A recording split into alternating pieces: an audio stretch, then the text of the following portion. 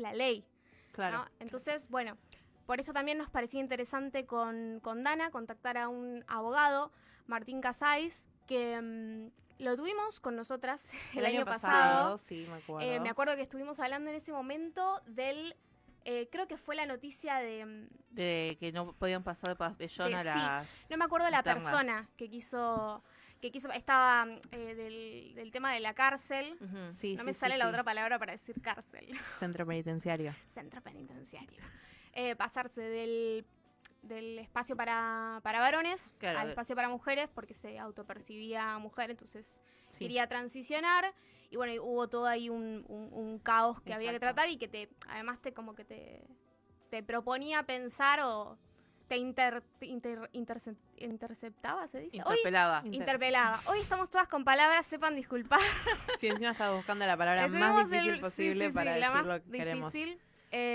Así que bueno, esto nos invitaba a pensar, decir, bueno, qué cosas hay que tener en cuenta para pasarse de un pabellón a otro, etcétera. Exacto. Bueno, en Y este caso... lo habían contactado específicamente porque es abogado especialista en Derecho Constitucional y Derechos Humanos. Bien, sí, perfecto. Gracias, Lu. Em, Así que bueno, esto...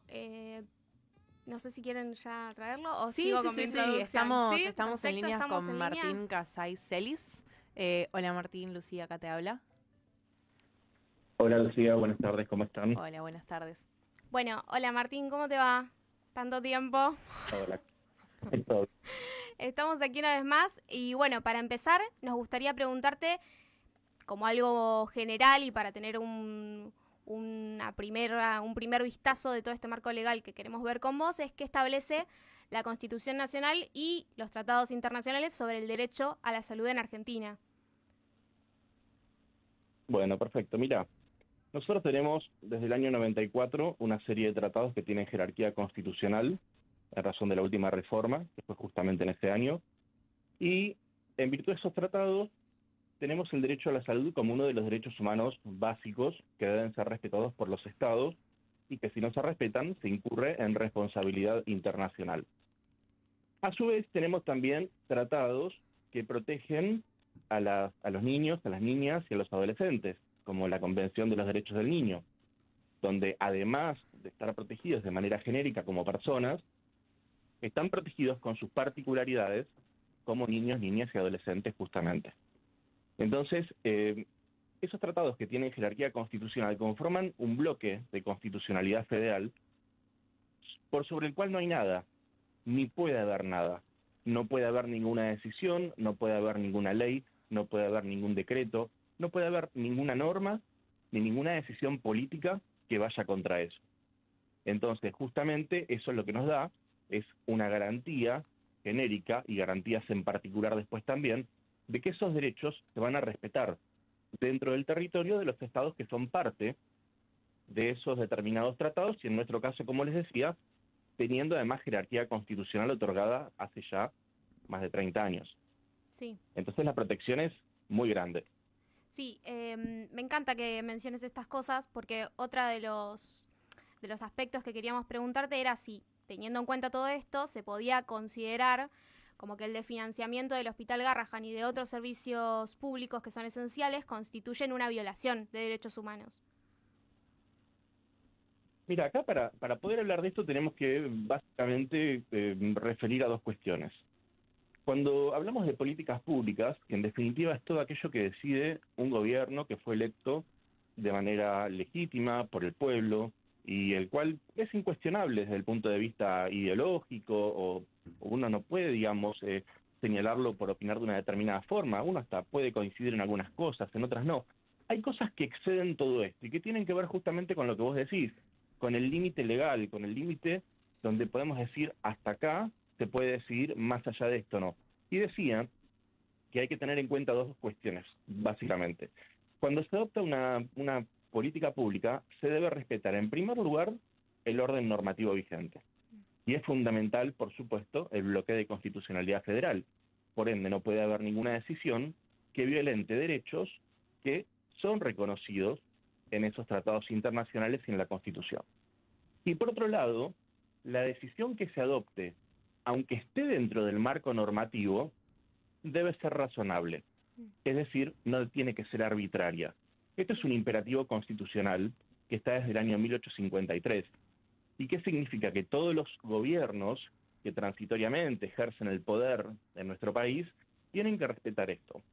¿Por qué hay que respetar esto? Porque tenemos justamente una serie de derechos que ya fueron reconocidos para todos los habitantes. Y hay un principio que se llama el principio de progresividad a nivel internacional, que lo que dice es que nunca se puede retroceder en materia de derechos. Sumado al principio pro homine, que a mí no me gusta mucho decirlo porque refiere al hombre y creo que es bastante sexista el término, yo lo diría pro persona, que también lo que establece es que siempre debe estarse a lo que es más beneficioso para los seres humanos. Entonces, partiendo de esto, no se puede tomar ninguna decisión que implique un retroceso. Y acá nosotros estamos hablando de un hospital que solamente, para tomar 2 o 3 ejemplos, tiene 1.117 consultas por día, ¿no? Que tiene entrevistas orientadoras más de 400 por día, emergencias más de 200 por día, con médicos que trabajan 12 o más horas, y con gente que viene de todo el país, porque estamos hablando de un 75% de pacientes que son de Buenos Aires y un 25% que son del resto de todo el interior del país. Entonces, frente a esto, claramente el hospital ayuda a garantizar ese derecho a la salud que tienen nuestros niños, niñas y adolescentes. Si nosotros retrocedemos, estamos violando, respondiendo concretamente a tu pregunta, un orden normativo que está por sobre todos nosotros, incluyendo los gobernantes. Ok, en base a eso, te consulto si se presentaron recursos judiciales o denuncias ante estas políticas de ajuste y ante esta, como decías recién, como violación de derechos humanos. Sí, acá lo que pasa es que hay dos tipos de medidas en general, ¿no? Tenemos medidas de carácter político y medidas de carácter judicial.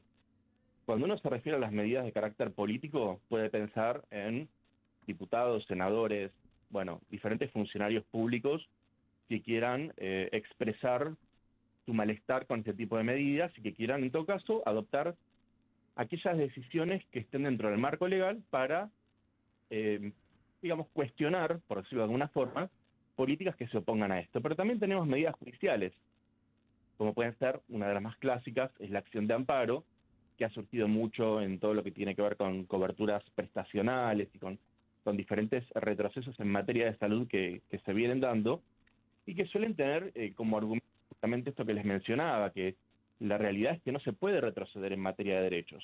Porque además, chicas, hay algo fundamental que tenemos que tener en cuenta. El argumento es, lo dijo el presidente de la Nación en las últimas horas, que los recursos son escasos. Sí. Pero bueno, esto lo sabemos, creo que en el discurso inaugural, cuando el presidente asumió en funciones, lo dijo, no hay plata.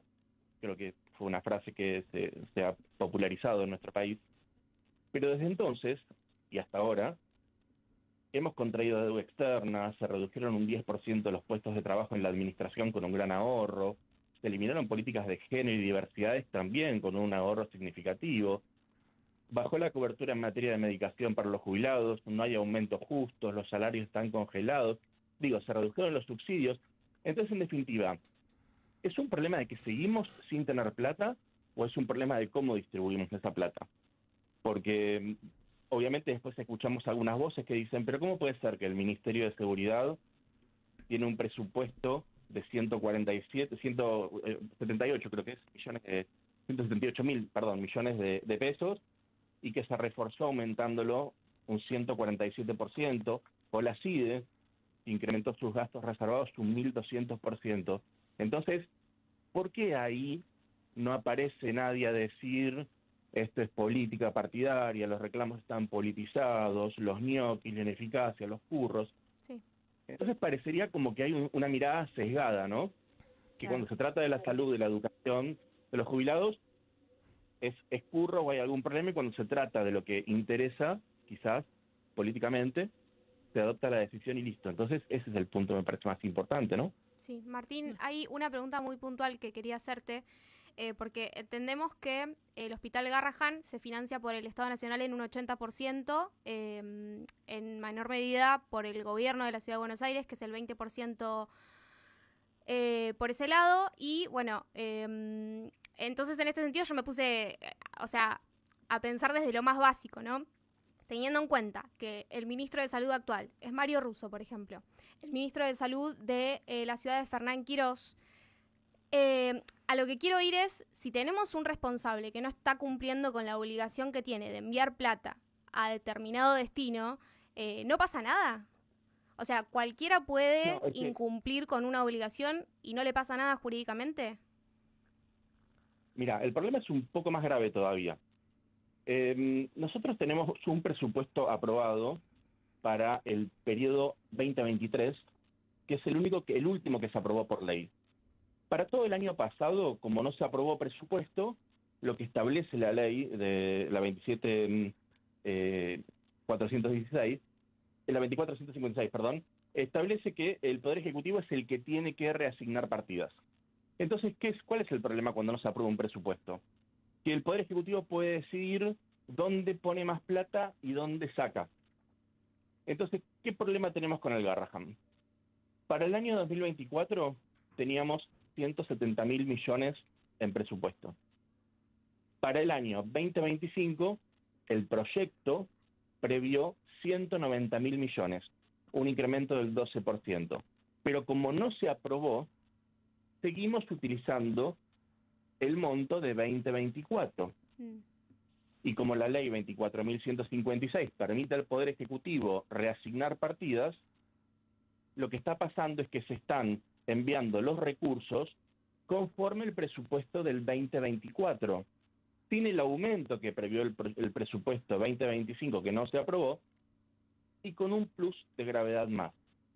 Y a esta altura del año ya está ejecutado el 53% del presupuesto para el Hospital Garrahan.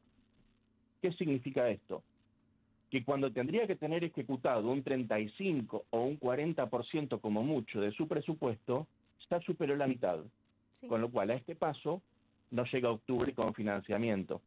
Entonces, no es un tema de que no envíen la plata. Están enviando dinero que está completamente desactualizado, que no contempla ni siquiera el 12% de aumento, que no se vio reforzado, como sí se vio reforzado seguridad, la SIDA y muchos otros, y que además no contempla tampoco un 22% de inflación que llevamos acumuladas en lo que va del año. Entonces el dinero se está enviando, pero claramente es innecesario, no es innecesario, digamos, es insuficiente, quiero decir. Entonces es necesario hacer un ajuste en cuanto a este monto, ¿no? Sí. Bien, yo, Martín, lo último que te quería consultar, así como por ahí a modo de reflexión, es por qué, o más bien, ¿qué crees que hace que esto pueda llegar tan lejos, esta medida de ajuste que atenta contra derechos humanos y derechos de las infancias, llegue tan lejos y hoy en día, en junio, sigamos debatiendo o sigamos pidiendo un financiamiento acorde a lo que necesita el Garrahan? Bueno, a ver, yo creo que el propio presidente de la Nación, en este sentido, creo que no ha mentido. Dijo que el Estado no funcionaba bien, que había que achicarlo, que los montos destinados a educación, a salud, que debían ser reorganizados, revisados y demás. Digo, nunca dijo voy a aumentar los montos para la salud o para la educación, con lo cual las personas que optaron por el presidente en las elecciones, de alguna forma ya sabían que un poco lo que venía era esto. Y este tipo de decisiones, solamente para dar un ejemplo, generó en el último tiempo que alrededor de 200 personas que trabajaban en el Garrahan renunciaran, con lo cual se terminó achicando la planta también, ¿no?, estatal, por supuesto, del hospital. Entonces, mientras está este tiro y afloja, hay un montón de gente, un montón de médicos que estaban cobrando alrededor de 800.000 pesos, más un bono de 200.000, pero muy por debajo de lo que deberían cobrar. Ahora anunciaron supuestamente un aumento, ¿no? Esperemos que se concrete, pero bueno, digo, gran parte de esos médicos empiezan a optar por ir a otros lugares a trabajar. Y no es un dato menor esto, porque un hospital que atiende tantos casos, más de 1.700 por día, como el Garrahan, ¿saben qué cantidad de mortalidad tiene? Un niño cada 2 días. ¿Eso en qué se traduce? En la eficacia del personal médico. Ustedes sabrán, porque lo han mencionado, que este hospital tiene equipamiento y tiene prestaciones que incluso algunos privados no tienen. Entonces, este desgaste genera que mucha gente lo pueda aguantar y pueda pelear y pueda reclamar, pero otra gente tenga que optar por buscar otro trabajo. Y por supuesto, el ámbito privado con los brazos abiertos va a recibir a profesionales del nivel que tenemos en el ámbito público de la salud en nuestro país. Entonces, es necesario preservarlo. Y creo que este tipo de discusiones a lo que lleva es a una erosión permanente y a una sensación que se le instala a la gente desinformando, incluso también desde muchos medios de comunicación, de que en todos lados hay curro, que donde se reclama más plata hay curro, hay política partidaria, hay ñoquis, y no es así toda la administración pública. Entonces que debemos diferenciar las situaciones en las que amerita revisarlo y las que no. Y además digo, pasaron 18 meses desde que asumió el presidente de la Nación. Si había algún curro, ñoquis o lo que fuera, se podría haber resuelto. No le podemos echar la culpa a Macri o a Alberto Fernández. Digo, ya pasaron 18 meses. Y de hecho cuando se tuvo que despedir gente en otros lugares se despidió, y cuando se tuvo que reformar políticas se hizo. Entonces yo creo que esta erosión genera como un desgaste muy grande en el personal y además se instala en la gente la sensación de que lo público no sirve. Sí. Y la realidad es que lo público sirve. Por eso la Universidad de Buenos Aires es una de las principales en el mundo, por eso hospitales como este son referencia en Latinoamérica. Bien, bueno, muchas gracias Martín por ayudarnos a, primero, responder todas nuestras preguntas y segundo, ayudarnos a ver el marco legal que hay detrás de todo esto, porque hay veces que por ahí prendemos la tele y vemos que están luchando los trabajadores del Garrahan y demás, pero hay muchas cosas que quedan por fuera y está bueno ver también ese aspecto. Así que, bueno, muchas gracias por participar una vez más de este programa. Gracias, Martín. No, por favor, de nada. Que quede claro, digo que cada gobierno puede tener la ideología que quiera y puede tomar las decisiones que considere, pero me parece que, como lo dijo el propio presidente en su campaña, dentro de la ley todo, pero fuera de la ley nada. Perfecto. Gracias. Muchas gracias.